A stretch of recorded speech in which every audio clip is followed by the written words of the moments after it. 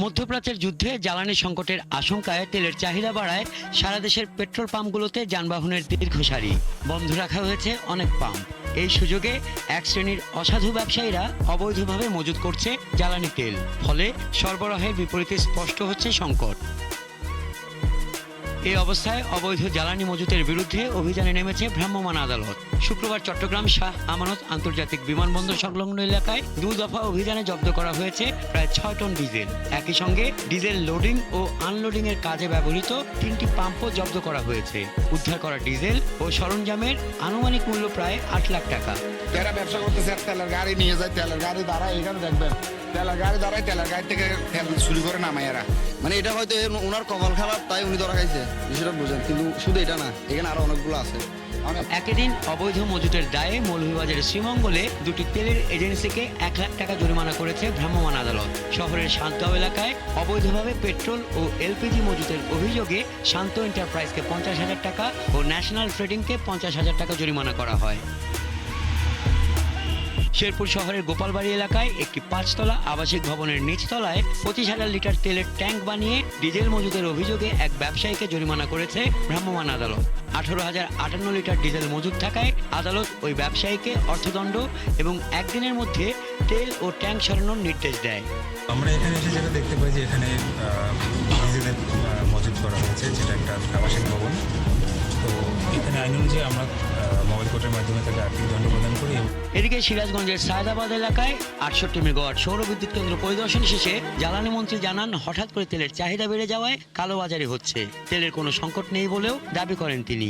তেল সরবরাহ সবসময় আছে এবং আমি সারা দেশের আমাদের জেলা প্রশাসক, এসপি এদের সাথে কথা বলেছি, তারা মনিটর করছে।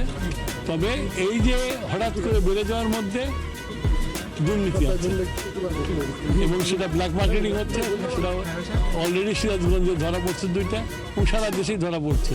অন্যদিকে যশোরে এক অনুষ্ঠানে জ্বালানি প্রতিমন্ত্রী জানান, আগামী এপ্রিল পর্যন্ত জনগণের জ্বালানি তেলের চাহিদা মেটানোর সক্ষমতা আছে সরকারের। জ্বালানি তেলে প্রতিদিন 167 কোটি টাকা ভর্তুকি দেওয়া হচ্ছে বলেও জানান তিনি। আমরা সরবরাহ ব্যবস্থা স্বাভাবিক রেখেছি। আমরা যদি কেউ নিজের প্রয়োজনের অতিরিক্ত ক্রয় করি, তাহলে আরেকজন কিন্তু তার প্রয়োজনের সময় সে খাবার কিংবা জ্বালানি প্রাপ্তি থেকে বঞ্চিত হয়। এছাড়া জ্বালানি সংকট মোকাবেলায় ভারতের আসামের নুমালীগড় রিফাইনারি কেন্দ্র থেকে পাইপলাইনের মাধ্যমে 5,000 মেট্রিক টন ডিজেল পৌঁছেছে দিনাজপুরের পার্বতীপুর রেলহেড ডিপোতে। শনিবার আসবে আরও 7,000 মেট্রিক টন ডিজেল।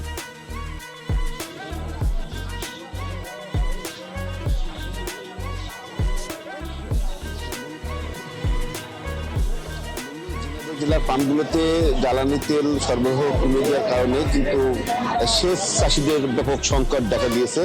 একদিকে ঝিনাইদহ জেলার মোটরসাইকেল চালকদের শত শত মোটরসাইকেল চালকরা দাঁড়িয়ে আছে সিরিয়ালে তেলের আশায়। এদিকে পাম্প মালিকগুলোতে সকাল 8টা থেকে দুপুর 12টা পর্যন্ত তারা তেল দিবে এবং প্রতিটা মোটরসাইকেল চালক 300 টাকা এবং ডিজেলে যারা চাষ করেন তাদের আসলে 505 লিটার অর্থাৎ 500 টাকাতে তেল দিচ্ছেন।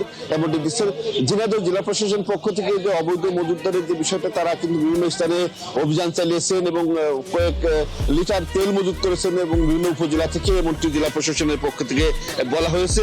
এইদিকে মুন্নি প্রতিদিন 7 সকালে তেলের খোঁজে দিশেহারা জেলাবাসী। বিভিন্ন স্থানে পাম্প ঘিরে তাদের দীর্ঘ সারি আর অনিশ্চিত তৈরি হয়েছে এবং এই অপেক্ষায় অনেকে তেল পাচ্ছে, অনেকে কিন্তু তেল না পেয়ে ফিরে যাচ্ছে।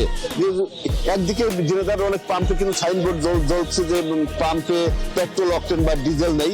আমরা দেখেছি যে আজ প্রায় 10 থেকে 15 দিন কিন্তু ঝিনাইদহ শহরের একই চিত্র। ঝিনাইদহ প্রতিটা পাম্পগুলোতে যে মানুষ যারা যানবাহন সহ এবং যারা চাষাবাদের সাথে যুক্ত প্রয়োজনীয় যে ডিজেল, সে ডিজেল কিন্তু পাচ্ছে না। ডিজেল না পাওয়ার কারণে তারা কিন্তু হতাশ হয়ে পড়ছেন। আবার আমরা দেখেছি যে সারা রাত ধরে মানুষ কিন্তু এই তেলের অপেক্ষা করছে, লাইনে দাঁড়িয়ে আছে। কেউ ভোরের বেলা অর্ধেক রাত্রে কিন্তু তারা এসেছে তেলের অপেক্ষায়। আমি পাম্প মালিকদের সাথে কথা বলেছি, পাম্প মালিকরা যেমন বলছে যে তাদের যে চাহিদা, সেই চাহিদার তুলনায় কিন্তু বেশি কিন্তু মানুষ, শত শত মানুষ কিন্তু অপেক্ষা করার কারণে তারা কিন্তু তেল ঠিকমতো সরবরাহ দিতে পারছে না। আমরা যদি মনে একজনের সাথে কথা বলতে চাই, আপনি কখন এসেছেন এবং তেল পেয়েছেন কিনা? আমি রাত 12টার আগে আছি। আমি এখনো দাঁড়াই আছি, রাত্রে 1 মিনিটের জন্য ঘুম হয়নি। সারা রাত পাম্পের তেলের অপেক্ষায় দাঁড়িয়ে আছে।